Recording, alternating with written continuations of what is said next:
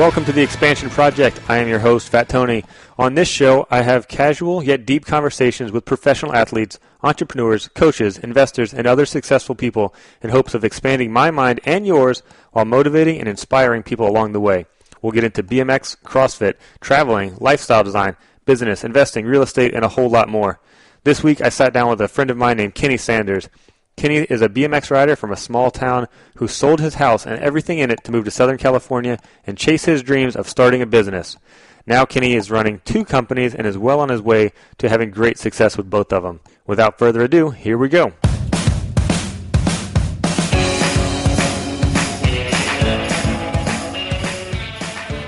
First off, Kenny Sanders, good friend of mine. Thank you for coming all the way to downtown Long Beach to hang out with me here today. Of course, of course.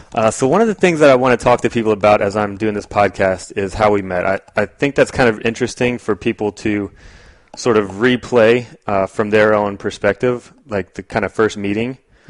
So in your words, tell me about how we kind of got connected. Oh, man. I think it was through Instagram, wasn't it?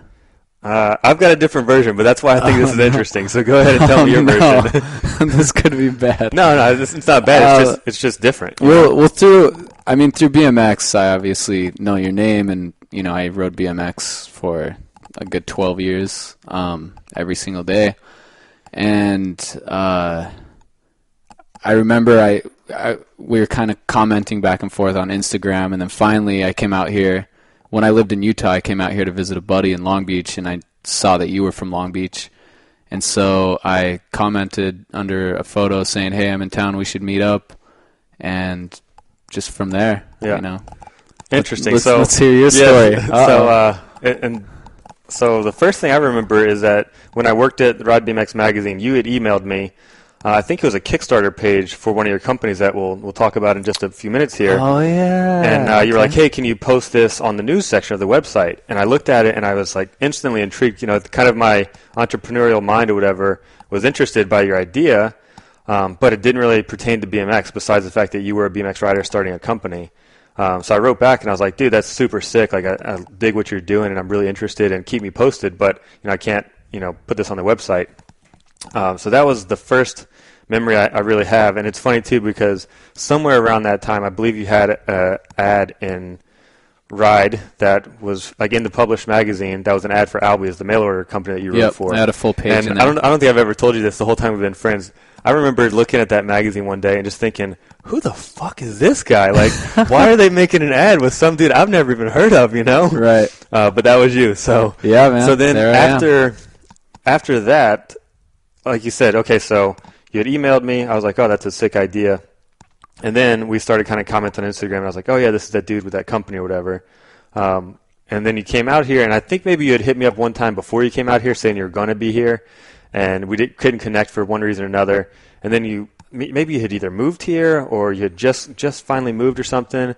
Yeah, I think the first time we connected, I finally moved out here because when I hit you up saying I was out here for a few days, we didn't end up meeting because our time was just off, and then I moved out here like 4 months after that. Yeah.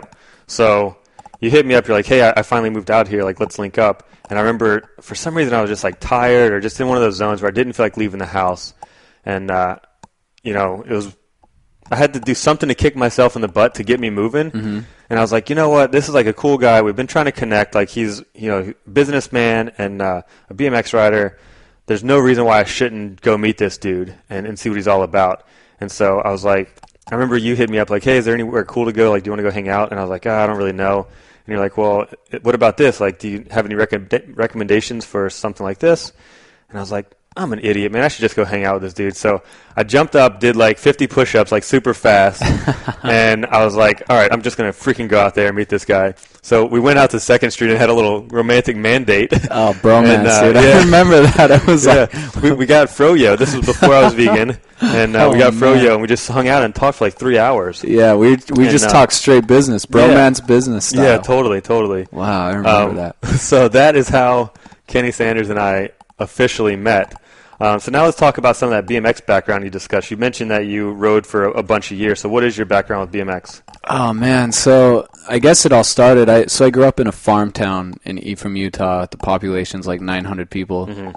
And one day I stayed home sick from school when I was like I don't know, like 14 years old, and my mom rented me the movie Rad, which if you ride BMX, you know the movie Rad. Of course. So I watched that, and I just started taking, I had like an old Schwinn Predator, I believe. And Wish I had one of those as well, actually. I think every BMX rider did at one point, but it was my stepbrother's actually, and he never rode it, so I took it and I just started jumping off of driveway curves and building my own ramps, and I started building dirt jumps, and then you know, some years later of being obsessed with riding and riding every single day, I finally got to ride my very first skate park ever after like 3 years. And my mom took me to Salt Lake City to a skate park called Real Ride. And Matt Behringer, Mike Aiken, Sean F. Walters, TJ Pantyboy, the whole crew was there. And it was like, you know, I've only seen those guys in magazines. Yeah. And I was just like starstruck. I had like a brakeless standard Trail Boss back then. First time brakeless because I just built the bike and my brakes didn't come in the mail yet. So I was like scared. So scared just to ride around these huge ramps. And then I remember Behringer had like a broken wrist, and he had like some weird helmet on, and he was like skateboarding, and it was just a whole weird thing. But long story short, I started going up to Salt Lake. Oh man, like every other weekend after that. My mom was actually living in Salt Lake, and it was like 2 hours away from where I was living in that small farm town. So she would drive clear to Ephraim and pick me up, drive back to Salt Lake, sit there for 7 or 8 hours while I rode, and then take me back home. You know, she was very supportive. Wow. But so I started doing that, you know, every other weekend, and I started to kind of slowly get to know Behringer and Aiken and those guys, and then I graduated high school at 17, I believe, and then I made the move like the day after I graduated. I moved to Salt Lake City. And I became friends with a lot of BMX riders up there. And, you know, since the day I started, I seriously rode every single day, 6 hours a day. I was completely obsessed. I didn't care about anything else but my bike. From then on, you know, after I graduated high school, Albie's BMX Mail Order was hooking me up quite a bit. I went on a tour with them from Michigan down to Florida, back to Michigan. And then Rob Wise and I got on a company called Rockwell Watches, and then I got my first magazine thing written about me. It was in a Dig magazine, I believe. My very first magazine I was in, and then I was in BMX Plus like a year after that, and then Albie's decided to run this big giant full page ad, which you saw and you mentioned earlier, and it was just incredible. I mean, everything I've ever wanted to accomplish in BMX, I finally did. You know, I got to travel with some awesome professionals, and, you know, I was in these magazines that I grew up reading. I became friends with a ton of guys that I've always idolized. You know, I mean, even out here, like, just when I talk to, like, for example, Anthony Napolitan on the phone, it just blows my mind every time. Like, I still can't believe that he even knows who I am, you know? Because I still feel like a little 15-year-old kid reading the magazines and with posters on my wall and stuff. So many interesting points that I can bring up during this thing. First of all, the movie Rad, which is the same movie that got me into riding, and so many other people. And that's just a funny kind of cult classic thing, which we could probably talk about for hours. But skipping over that, another interesting thing you brought up was at the skate park, you distinctly remember your first time at a skate park, kind of that intimidating feeling, not only of the ramps, but then you saw pros. Oh, yeah. So I can't even imagine seeing a skate park for the first time and pros. But what also is interesting about that is that as a young kid, whatever you were, teenager, you remember who the pros were, that one of them had a broken wrist, and I'm sure you remember the interactions with them, you know? And that's a really cool concept that I think as I got older, I started to forget what that was like a little bit, and, you know, I'd have to remind myself that, you know, I remember exactly what happened when I met my first couple of pros and when I tried to get autographs and I would try to get pictures with people. And you forget how impressionable young kids are like that, you know? Right. So what was your kind of, you know, besides remembering that Matt Behringer had a broken wrist or whatever, or a cast on, what was your kind of first impression with those pros? Oh, man, I was just starstruck. I mean, I don't even think that, even them knowing me now, I don't even think they remember that day, because I was just like some little grommet kid in the corner. I barely dared talk to them. I think I went up to Matt, and I was just like, are you Matt Behringer? Mm-hmm. And then I saw Mike Aiken doing like the craziest tabletops I've ever seen in my life. And his buddy Yoda, I don't know if you remember Yoda. No. So Yoda was an old trail rider back then with all those guys, and he was doing insane tabletops as well. They're having like a tabletop off or something. And I mean, I was just, back then, man, I was just speechless. I was just in the corner. Like, I didn't even dare talk. I barely even rode because I was just watching them, and I was like so scared that they were going to like judge me on, because I've never been to a skate park, even though I've been riding for 3 years at that time. And then I remember the first time I actually started having interaction with those guys is I talked to Elf, and he rides for Terrible One. And I told him that I really love the barcode frame, and I really want to get one. And he decided to hook me up, and he's like, "Hey, I'm getting a new frame here in the next month or so. Let's exchange phone numbers, and then when I get my new frame, I'll give you a call." And so I was just like the giddiest little kid in the world, dude. I went home, I went to school, I was like telling all my friends, and just completely like overreacting as a kid does. Yeah. And Elf called me, and he's like, "Hey, meet me at Proving Ground Skate Park." And this is a couple years later from when I very first met them. And then so I got the frame, I put it together, and then from then on, that they kind of knew that I was like from this small little farm town, and so they said, "Hey, hit us up every time you come up here." Mm-hmm. And I started talking to Skier Jay. Do you remember Skier Jay? I know the name. I don't know if I personally know him. So Skier Jay and I used to talk quite a bit, and I'd let him know whenever I was coming up to Salt Lake, and then from then on we just all started to hang out. So when I moved to Salt Lake City, then we kind of all knew each other. Mm-hmm. So another interesting thing about all of that is you said that you saw these pros in the magazines, which I worked for a magazine, and I haven't looked at one in probably a year, right. as a printed copy. It's interesting, as the generations grow, how that's probably going to be, or not probably, it's definitely going to be much different, Mm-hmm. Kids are saying, "Oh, I know this guy from Instagram, or I know this guy from YouTube, or whatever it is, or I know this guy from the Ride website or the Come Up website," Mm-hmm. So that's a whole different, interesting dynamic, I guess, that's kind of coming up as the technology changes. And I guess with that, that's part of the reason why I decided to do my own podcast, is because I'm consuming media differently, Right. I worked for a magazine, and I used to read magazines, and now I listen to podcasts. So I want to, create my own podcast just to keep up with the trends and the times and stuff. Definitely. So are you still riding BMX now? Here and there, not near as much. I mean, in all honesty, I've probably ridden my bike a good 4 times in the last year. I actually gave my custom built bike that I've had for a while. United BMX used to hook me up with stuff, and Albies obviously helps me out with a lot of parts. And then when I started being an entrepreneur, I started 2 businesses, and I got super busy to where I didn't have much time to ride anymore. I just saw my bike sitting in the corner, so I got a hold of Albies, and I asked them, if we should do some sort of a promotion for Albies, and I want to give my bike away to some kid in need. And so we posted a Instagram contest on just doing a simple tabletop and submitting your photo. And I found a kid in Barstow, California, that he's borrowing all of his friends' bike parts, frames, and he's just kind of had a tough home life.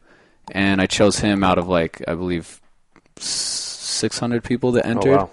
And I was actually on my way down to Utah for Thanksgiving to visit my family, so I was able to personally deliver it. Oh, that's cool. And we let them know that they were second runner-up, so we just said, "Hey, I'm passing by to just give you guys some shirts." Mm-hmm. And so I rolled up with my bike and got out, and I gave the kid that submitted him. The kid doesn't even have an Instagram. His friend submitted him. Oh, wow. So the kid that the kid that submitted him, I gave him some Skull Candy headphones and some shirts through my clothing company, TTM Lifestyle. Mm-hmm. And then I went up to the other kid and just told him he won and gave him the bike, and he was just like teary-eyed. No way. Yeah, it was a surreal moment in my life. It was one of the coolest feelings I've ever had. And that's rad, man. And then I gave it to him, and then I talked to Mark Flipowitz from Albies, and he's just kind of like, "Dude, you gotta have a bike," And so he he gave me a really good deal on a DK Complete. So Nice. So I put that together, and I've ridden it like 4 or 5 times. I think you and I went to the skate park the first time I rode it. Yeah. But it's fun. So, but yeah, I'm still riding here and there. Yeah, that's funny that you got a complete bike. It's kind of like things have come full circle. You're probably the first bike you rode, the Schwinn, was a complete, and then you get to these high-end custom stuff. But the completes nowadays are insane. They are, man. Like I put it together, and there wasn't one part I'd switch out on it, and I've just the 4 or 5 times I've ridden it, it still keeps up, and it's a legit bike. We're going to switch gears real quick, and I'm going to pick up my phone, and we're going to do a segment I call Chime In, where I post a question online and have my readers answer the question, and they chime in with their answers.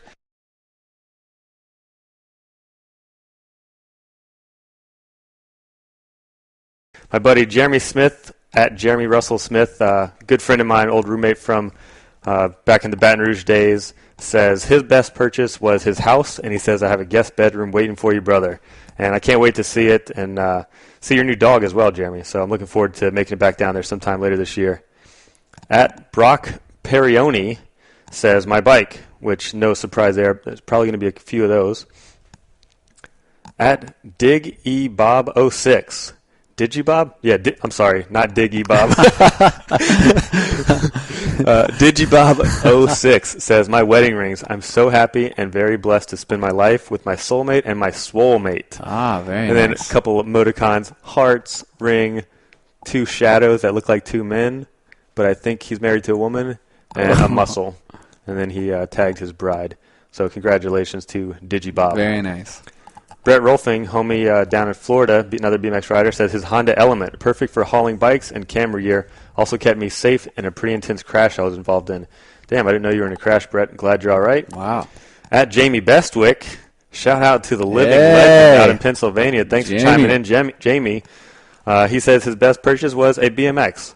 I kind of don't believe him on that, but the fact that Jamie wrote in and chimed in was pretty cool. The so BMX has gotten him to where he's at now. So you're absolutely right. Good investment. You're absolutely right.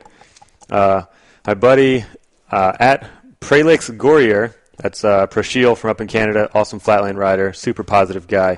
He says, I impulse bought a single-speed road bike from the local shop 5 years ago. Change improved my life drastically and awoken an endurance athlete inside of me. Yeah, Prashil has actually been running marathons and stuff, which is really, really cool. Moving right along here, my buddy at Colin Kimball, one of the old bandmates from a band called As Cities Burn, is a roommate of mine back in college, a good friend of mine. He says condoms and a wedding ring in no particular order. Well, I think he has about 8 kids now, so I don't know if those condoms really paid off. Yeah, man. But good to hear from Colin. He's a rad dude as well. If you haven't heard As Cities Burn, look them up on iTunes or something. They are sick. Is that the one with the girl singer? No. Oh. Sorry. I don't know what you're thinking of. So at KevDog_BMX says a Mike Laird frame. That's cool. I know Mike Laird's doing a bunch of custom frames these days, so that's pretty rad. So, Kenny, do you have an answer for that question? What is the best purchase you've ever made? Ooh, man, this is a tough one. I think the best purchase I ever made was a house back in 2009 in Salt Lake City. I learned to renovate the whole thing by myself, so I learned a ton of stuff in my adult life, stuff that you got to learn. Man stuff? Yeah, man stuff. Yeah. So, you're aware you have your own place. That, you got to fix things break. And then I was able to learn financial stuff like mortgages and principles and all that stuff, equity, stuff they don't teach you in school. And then I sold the house and I was able to get some equity back from it from all the renovations, which I took that money to start my businesses, and that's what I'm currently doing right now. And it's so I think that's one of the best things I've ever purchased. Yeah, and we were just about to jump over your business. We definitely want to get into that real soon. Real quick, at Blake Muller, that's a good friend of mine. Actually, fun fact for everybody listening to this, Blake is the guy that gave me my nickname back when I was 15 years old. He says his best purchase ever was his Harley Davidson, and his profile picture is him cruising on the hog. And I don't really have an answer for this right now. I used to always tell people that my best purchase was this pair of 82-cent gloves or like these little like wool mittens or whatever from Walmart. So I was like, man, you can't buy anything for less than $1, but these little mittens are small, they're lightweight, they keep my hands warm. Not that I'm ever anywhere where it's cold really, but man, it was like the best dollar I ever spent in my life. So that was always like my go-to kind of funny answer or whatever. So Kenny, we're going to talk about your businesses now. We've mentioned it a few times, and I mentioned it in the intro, of course. And you mentioned selling your house. So let's real quickly talk about how you got from Utah out to LA. Man, a couple different reasons. So, I always knew that I wanted to start my own business, but I've also, I've come out to California on quite a few BMX trips while I lived in Utah, and I always told myself I wanted to live in California. And so I kind of had an opportunity to move out here. I was with a girl for 6 years, and we decided to split ways, which, one of the best things that's ever happened to me. And, at that time, I was just like, all right, well, now I'm to the point where I can do what I want. And, I was working some job I didn't really like. I was in the beverage industry, and, I worked for energy drink companies and People Water and did sales and marketing. And, I just knew that if I stayed in it, I wouldn't be happy. And so I went through a phase in my life where I was like, all right, it's now or never. I can sell my house and get some money out of it. I can get out of debt, and I can move to California and just see what happens. And I've got a great idea for a company called Notsocks, and so I worked on that quite a bit, and I got to the point where I was able to seek out an investor. And so I just made a leap of faith. I moved out here without having really any contacts, and I just kind of wanted to start over a whole new life, and I moved out here, and I was just on a mission to find an investor for my company, Notsocks, and I was able to find one within like the first 2 weeks of me living out here. Yeah. But before we go too much further, let's back up a little bit and tell us what Notsocks is and how you came up with the idea and sort of the birth of that brainchild. So Notsocks is a sockless solution. It's more of a sock insert that you put in your shoe rather than wearing it on your foot. I've always gone sockless. Like I mentioned, I grew up in a farm town to where I was always running around shoeless as a child, and then when I started wearing shoes because my parents made me, I didn't. It just didn't make sense to me to have a sock on your foot as well and then a shoe. It just got too hot. And so I always wore my shoes without socks, except in the winter, of course, because Utah winters get pretty cold. But when you go sockless, you're always sweating in your shoes, and your shoes get really stinky, and your feet get stinky. And I was always throwing my shoes out like every few months. And I did a bunch of research, and I realized that 95% of your foot sweat comes from the bottom of your foot. And so I learned to sew when I was like 16 or 17 with a sewing machine, and then I started sewing like cotton sock material around a shoe insole, and then I'd slide that in my shoe just to try and prolong my shoe life. And the whole time during this, while I was doing this, I was always thinking, man, I need to start a company, but I don't know what to do. And then I realized it was literally like under my feet the whole time. Yeah. Literally under my feet the whole time. And I did a bunch of research, and I was like, holy cow, nobody's doing anything for a sockless solution. There's odor spray, there's powders, but those ruin your shoes as well. And so I just went with it. I put everything I had into it. I quit my job, sold my house, moved to California, and I've been out here for about 3 years now, and we're sold worldwide now, and we're doing very, very well. That's awesome, man. So I know when I first met you, and you just said when you moved to California, one of your big kind of goals was to find an investor. So why did you need an investor at that time, and what was the process like to actually seek out the investor, and how did you secure that? Oh, man. So basically, I needed an investor because to do this, we basically had to set up a machine that wovens a sock a different way, because it's not a normal sock. Right. It's a sock that's designed to go around an insole.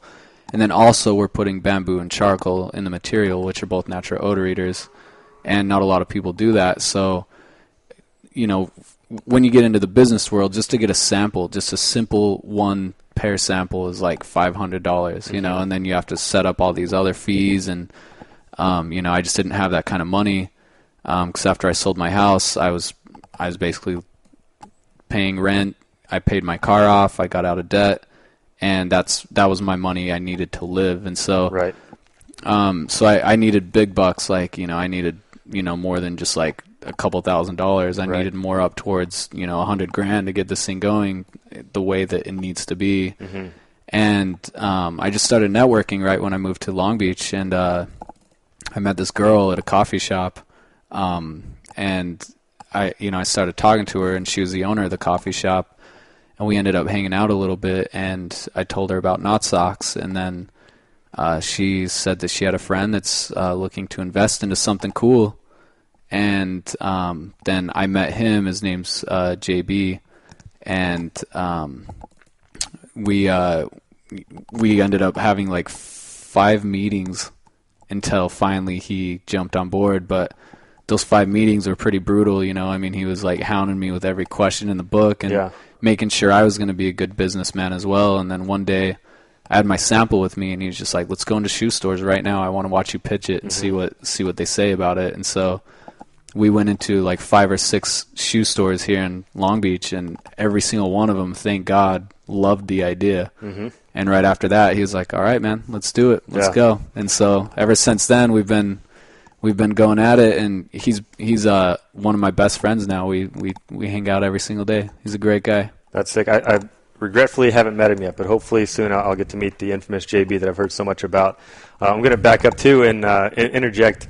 When I was thinking about investing, actually, because of course, you know, you came out here to California, we hit it off at our first little mandate with the throw-yo, and you know, of course, I was immediately interested in it, and I knew that you were looking for an investor, and it wasn't something that I would have like sought out on my own. But after I heard the idea and your passion for, you know, the business and your vision for it, it just seemed to make sense. And I had a bit of cash stacked up that I was going to try to buy some real estate with, and I thought, hey, maybe I'll invest in business instead.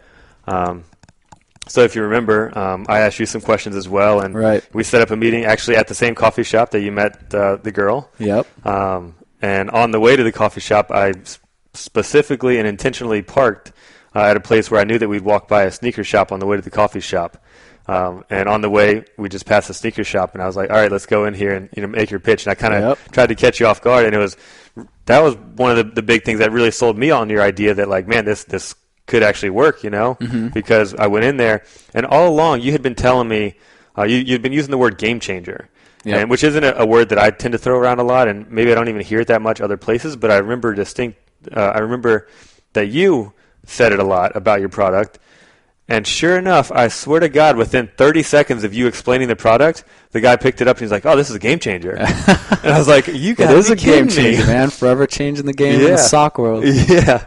But eventually, just to fill in the listeners here, I decided that, I wasn't ready to commit to kind of creating a job for myself. I was more interested in investing on something a little bit hands-off where I didn't have to be involved on a day-to-day type of thing, such as real estate. And I thought that I didn't have enough capital to get you where you needed to be, because, like you said, you were looking for some big bucks that could really move the needle here. And I just didn't have quite that much, and it would have been a ton of work. So I passed, but luckily you found JB, and it's been working out great for you.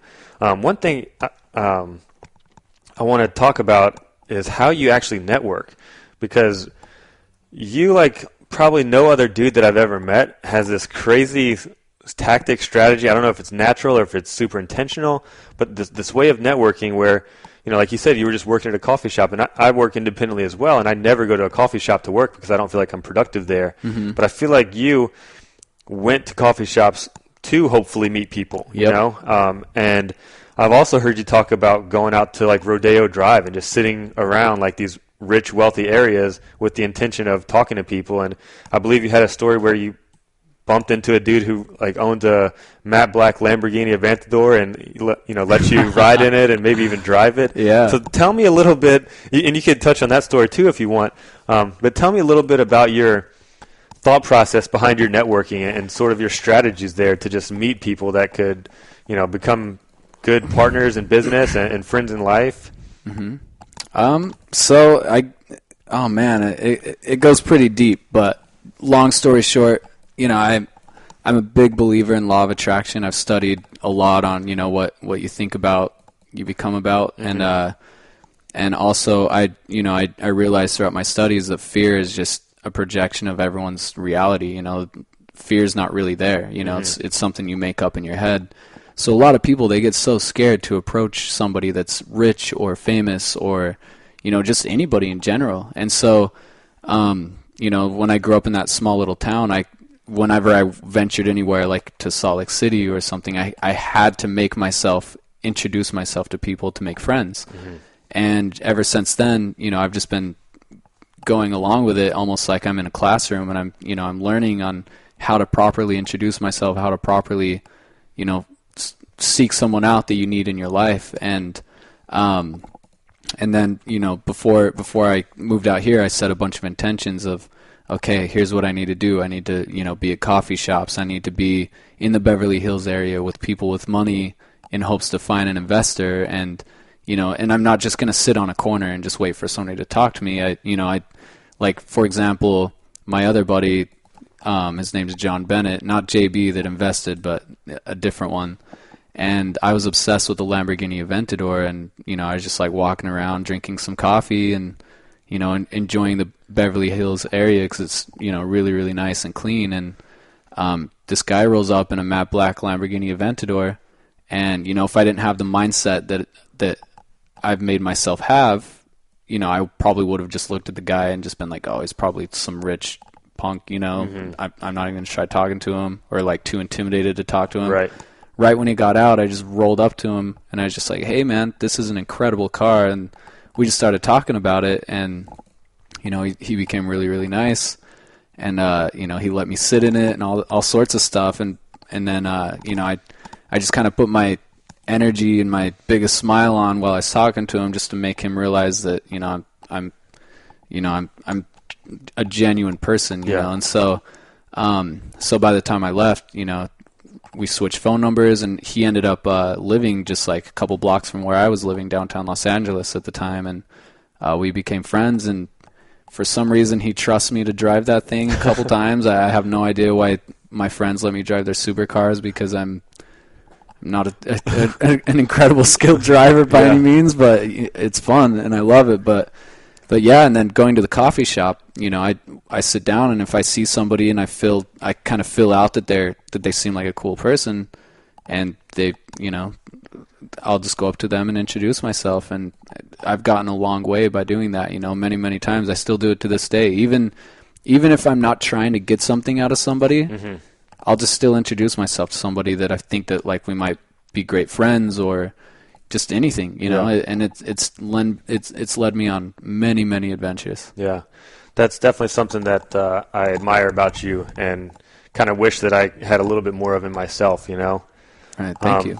Yeah, of course.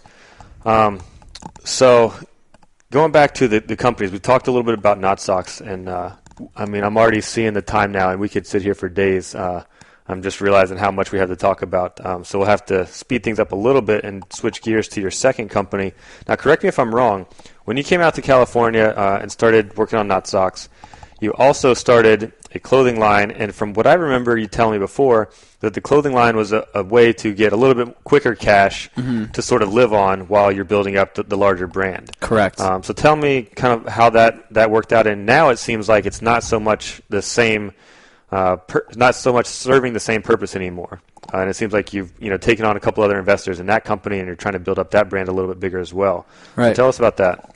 So, if you've done anything entrepreneur-wise, you know that you don't really pay yourself for at least the first year or two in mm-hmm. business. And my buddy AJ at the time had a clothing company called Root Beer Life, and he was just selling shirts out of the back of his car, and he was just making quick like $100 a day or $50 a day. Mm-hmm. So I was thinking in my head, I was like, wow, I could do that. That's like a tank of gas, or that's right. dinner, And so I came up with the name TTM Lifestyle, which stands for Things That Matter, because that's just how I've always lived my life. I'm always doing something that matters in my life. I never really sit around and waste time. And so I I got some blank shirts. I started sewing a full leather pocket on the shirts just to make it different than all the other pocket shirts. And I would stamp TTM on it, and I put them up online. And the first few months, I sold quite a bit of T-shirts, and it just kind of took off. And then it got to the point where Notsocks was taking off as well.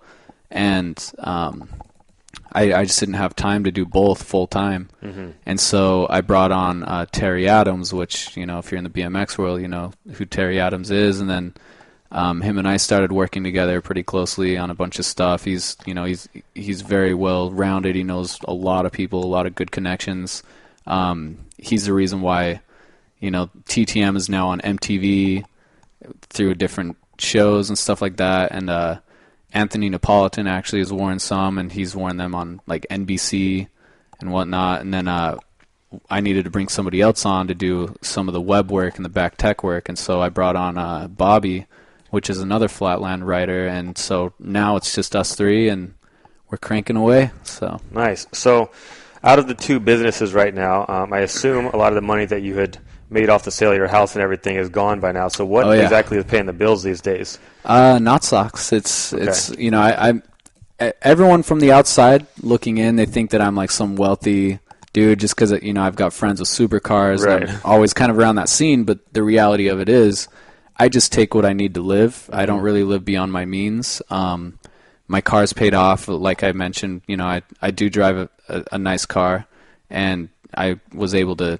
fortunately pay it off after I sold my house. Right. And so I don't really have any bills. I'm not in debt, and I just basically take money for rent and food, and maybe I'll buy like a shirt here and there, but not very often, and that's it. And it's actually been very humbling because when I lived in Salt Lake City and I had my house and I was doing pretty well financially, I was buying everything I could get my hands on, and it got to the point where I was just overwhelmed, coming from a simple, humble farm town. It's just not that's not the lifestyle I was raised with. And so being out here in California now and having to be forced to live off of nothing has actually been one of the best things that's ever happened to me in my life, and it's made me realize that I don't need a lot of stuff. I don't need to be constantly buying things. And so, I don't need a lot of money to live. Yeah. So I just take what I need from the companies, and that's it. So what is your living situation like right now? You're living with your investor, JB, your business partner, right? So my lease ended in downtown Los Angeles. I lived down there for about 2 years. Mm-hmm. And my lease ended, and it just didn't really make sense to be pulling money out, paying big money for rent, which rent in Los Angeles is not cheap. And so my business partner has a spare room, and we're working together every day anyway. Yep. So he invited me, and to just crash in a spare room while we're building this company, and kind of taking the sacrifice of being roommates, even though we haven't had roommates for many years. Right. And so I was just like, what? Sounds fun. Let's do it. And so I moved in with him, and now I don't have to, spend money on rent, and all that money goes right back into the company to help build it up. Yeah. So let's talk a little bit about that stint you were in downtown LA. I know part of that time you were living in the Watermark Tower in LA, which is a big, fancy, lavish, luxury tower. The first time I remember you telling me about it, and I was like, okay, cool, I'll check it out. And I went there, and going into the parking garage was absolutely mind-blowing. I mean, it was like, custom Bentley is like, murdered out with matte black everything, a couple Ferraris, a couple Lamborghinis, like Aston Martins. I mean, you just name it. The whole parking garage was just supercar city. So tell me a little bit about living there, and I'm sure that helped with your networking as well, because I know while you were there, you were talking to all these kind of ballers that were walking around in this super high rise, and also tell us how you kind of made that possible. Oh man. So I made the move from Long Beach to Los Angeles because I wanted to be in that area, and I was just searching on Craigslist, and I fortunately found a room in the Watermark where they're trying to. 3 people already live there because it's super expensive, so it's just like almost a shared room style. Mm-hmm.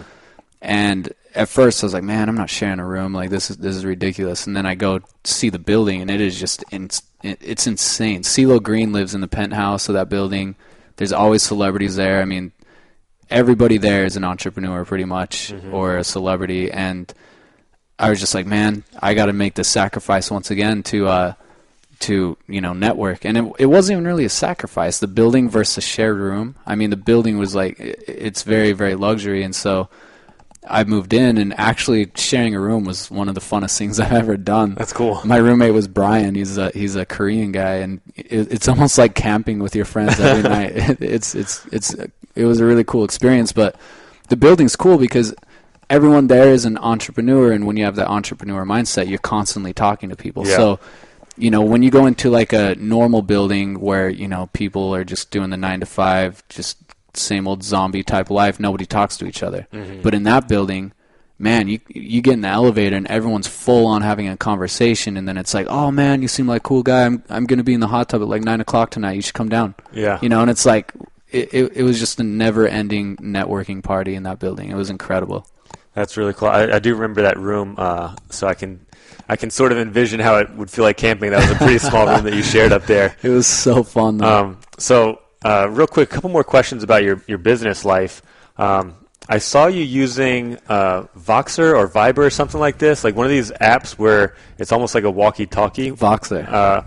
So why? Tell us what this app is and what you use it for.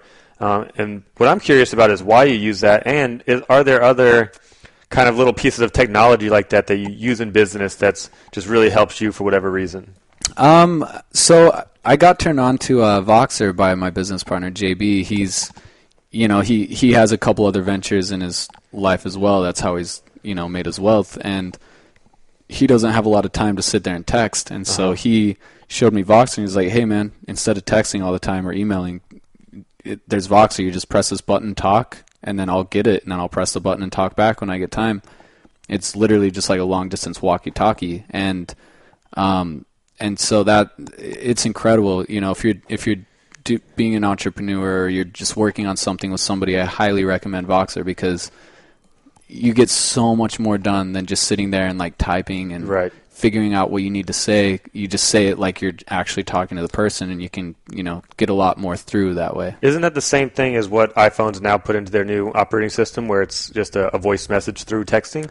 Yeah, kind of, but it's weird. I would way rather use Voxer than that. Okay. So along with that, is there anything else that you use in your business ventures or business life that's kind of a cool little piece of technology that really helps you in some way? Oh man, kind of just the simple stuff that's already on your phone. Okay. I use the notes, or like the little notes app, all the time. Yeah. Like I'll just be sitting there and just an idea will pop in my head, and I just instantly write it down. Or the voice app, where you can record your own voice, the recorder, and I'll just be driving and something will come up to where I need to put something in my calendar, or and then I'm constantly using those all day, every day. I do the same thing actually with notes. Before you came over for the podcast here, I was at the dog park, and that's where I was thinking about what I was going to discuss with you, So I would type into my notes, and then it links up with my Gmail, so I can come home and just pull it up in my Gmail account. Right. And I don't even have to email it to myself or anything. It's already synced up automatically. And then I was able to just print out the notes that I have here in front of me. So that's kind of cool. So the next question I have about the business is a little bit on a larger scale. With both businesses, did you have any kind of end game in mind when you started, or has one developed over time as far as, investment terms and exit strategy, if you will, as far as, do you want to sell the company? Do you want to grow it to X, Y, Z? Like, do you want to get it into a certain place and then kind of just coast on it? What's, like I said, was there an end game, or is there now? There wasn't necessarily an end game in the beginning. It was just all I knew is I wanted to do my own thing. I was kind of sick of working for someone else and having to go to a 9 to 5, and I just wanted the satisfaction of doing my own thing. And so now that I'm actually in the business and I actually understand how it all works, of course, if somebody offered me millions of dollars for this company, then that's when I'd get everybody on the advisory board and we would chat about it. But there's so much potential with this, especially with our patents. We've patented in the U.S., multiple countries. We've trademarked, and so that's what another company would actually be buying from us, is all the patents and whatnot. And so, we've got a lot of professional skateboarders that are wearing them, and some BMX riders. We've got some celebrities wearing them, and so we're just trying to kind of expand in every area we can. And so here in the next couple months, we're going to get into some big retailers to where, major shoe companies will be kind of having their eye on us. And, we definitely don't want to sell at the wrong time. For example, like if we're not quite at our peak yet, and say Reebok or Nike or somebody comes up to us and offers us, a couple million, but yet we know like another year down the road it's going to be worth twice that much. Right. So that's the whole tough part, is when to sell. When is a good time to sell? Because if we didn't take that first one, we might not get another opportunity. So as of right now, we're just kind of riding along, enjoying it. I mean, we're literally enjoying every minute of it because it's so fun seeing us slowly build up. Cool. What do you do to sort of further your business education? I know we talked about that networking, which is super important to you. Do you go to any kind of seminars, or do you listen to podcasts or read any books? What do you kind of do to keep educating yourself besides actually running the business, which of course you learn a ton by actually doing things? I actually read a lot of books. Since I kind of took on the whole entrepreneur life, I stopped going out. I stopped partying. I don't really drink anymore.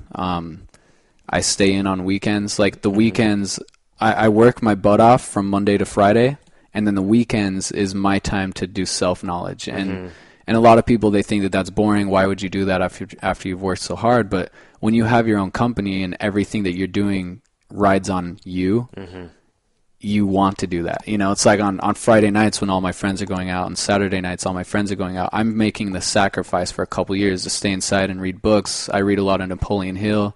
There's a new book that just came out called Third Circle Theory, which is a great book if you're an entrepreneur. I really recommend that. Yeah, I think you recommended that one before, and I have it on my waiting list for the Audible account to get the audio version. It's a great book. So I do that, and then I also watch a lot of YouTube stuff. Like if I have a question about something that has to do with patents or something that has to do with a lawyer, I'll type it in on Google and watch a YouTube video about it. I'm just constantly seeking knowledge, and that's the most important thing that you need to be focusing on if you're running your own business. Yeah. So work during the week, and then on weekend you work on yourself. Let's talk about decompressing. I know you have a big passion for the mountains, and you like to go on road trips and kind of get away and go up to your family's cabin. Tell me about that and how that kind of plays into your life.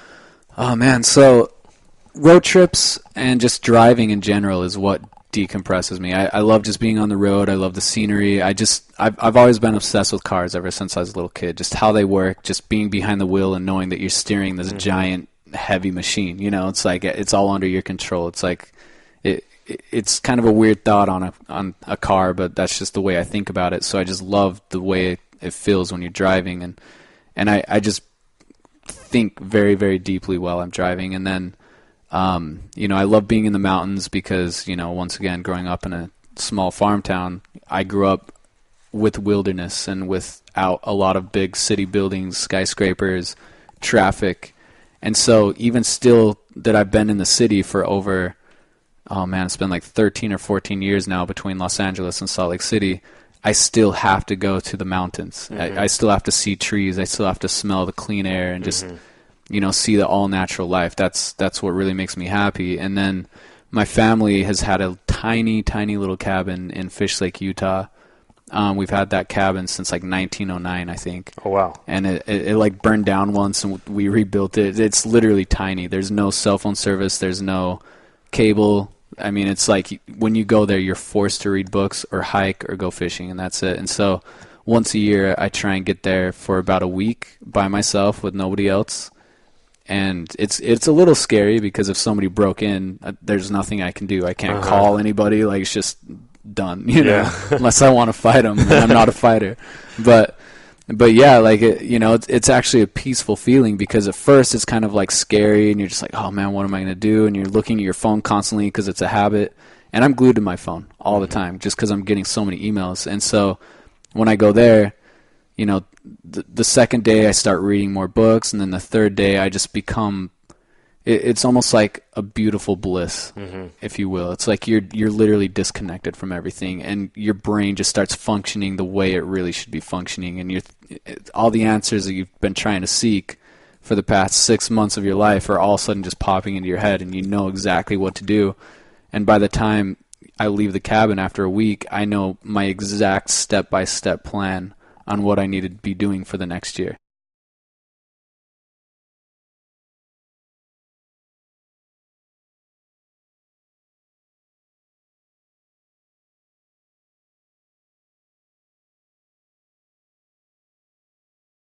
What are one or two things that you do to simplify your life or eliminate stress or clutter?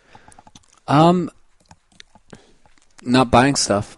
Kind of like I mentioned, it's like the more stuff you buy, the more emotionally attached you get to it almost, and the more clutter you kind of have in your head. It's almost like if your desk is cluttered, your head's cluttered, right. Or if your room's cluttered, your head's cluttered. And so I learned to basically get rid of everything. Almost everything I own fits in my car, and that's the way I like it. Even though that I am starting to come into money, I still keep it that way because it keeps me truly happy. I'm simplified, and I'm de-stressed at all times. Nice. So next up, have you had any mentors throughout your life? And if you have, I'm sure this could go on forever. But if you have had any mentors, just kind of briefly tell me about that relationship and who it was. Yeah, I've had a lot of mentors. JB, my business partner, is one of them. He's just very relaxed and chill, and he's had a lot of success in his life. Yet he's very, very humble. He drives a Honda Civic. He's not a showy type person, and that has truly mentored me on like, wow, you can be truly successful and still have a regular life, and it actually makes it more fun. Here and there when you travel, yeah, it's good to splurge, but it's like in reality, the more simple your life is, the better. And then also I've had like mentors I've never met before, like Napoleon Hill, for example. He died years back, and I read every single one of his books. I've heard all of his audiobooks. I've even looked him up on YouTube and watched him speak. And that guy he's kind of like the way I run my life right now. He networks like crazy. He wants to know why people are rich, why people are poor, what the rich people are doing differently than the poor people, and I do the same thing. I'm friends with everybody in all aspects of life because I love observing people. That's interesting. I don't think I've ever heard somebody say that they would consider an author a mentor. So that's interesting that you feel like you have that relationship with him. Do you have a favorite quote, or do you have a favorite piece of advice someone has ever given you? Oh, man, I have way too many favorite quotes. Give me one of them. The one quote that I read, which really pushed me to be an entrepreneur, I'm going to screw this up because it's the way it goes when you're trying to speak live, but it goes something like, if you're not working on your own dream, you're going to be working for somebody else's dream, right. Which is very true because wherever you're working, no matter what your job is, somebody created that job. Somebody is at the top. And, right. It's true. If you're not working on your own dream, you're literally working for somebody else's. Very true. Tell me about a song that brings you back to a specific place and time in your life. Oh, man. A specific song. And if you don't have one, that's all right. We can move on. I've got others. Back in the day, I used to listen to like a lot of songs from like BMX videos, like an Offspring song from like an old Road Fools. One actually popped on the other day I was in some store and it was playing, and it just brought me back to like 15 years old, right. When I had like my Walkman strapped to my side of my pants and cruising down the street and listening to it, thinking that I was on Road Fools. So we talked about a couple of these other ones already. So I'm going to skip over a few. Last one here in the quick hit section. If you had a movie made about you, what would be the big life obstacle that you had to overcome in order to get to where you are today? Like, what would be that kind of hurdle that sort of builds the plot line? I think it would be my mindset. I would say the whole running and starting my own business, but the mindset is everything. I've studied many, many years on the way the brain thinks and why people are scared to do certain things, why people... everybody's reality is different. Your reality is completely different than my reality, and it's all based on our childhood.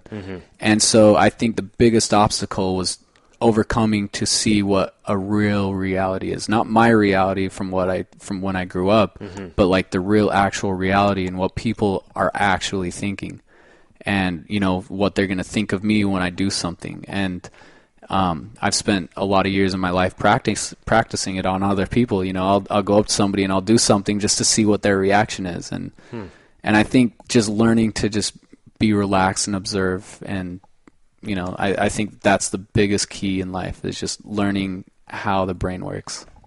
Nice. Well, we're gonna have to wrap it up right there. Unfortunately, there's way too much to talk about, or maybe fortunately. So we're definitely going to have to do a part 2 of this and have you back on the show. Right. And maybe I'll go ahead and tease the next show, whenever that might be, and say the next time you come on, we have to talk about the Taylor Swift video and rumors that went around. Of course. And I'm just going to leave it at that for now and let the listeners guess what that might be about. But I want to say thank you for coming on, and let's go ahead and plug your businesses and yourself. So shout out your websites, your Instagrams, anything you want people to know about and go check out. Oh, man. So my Notsocks company, we have an Instagram. It's just at Notsocks or Notsocks.com. TTM Lifestyle is the same, at TTM Lifestyle, TTMLifestyle.com. You can check out my bio at aboutme/KennyBud, I believe. About.me/KennyBud. And my Instagram is the only social media I use, and it's at Kenny Sockless. Nice.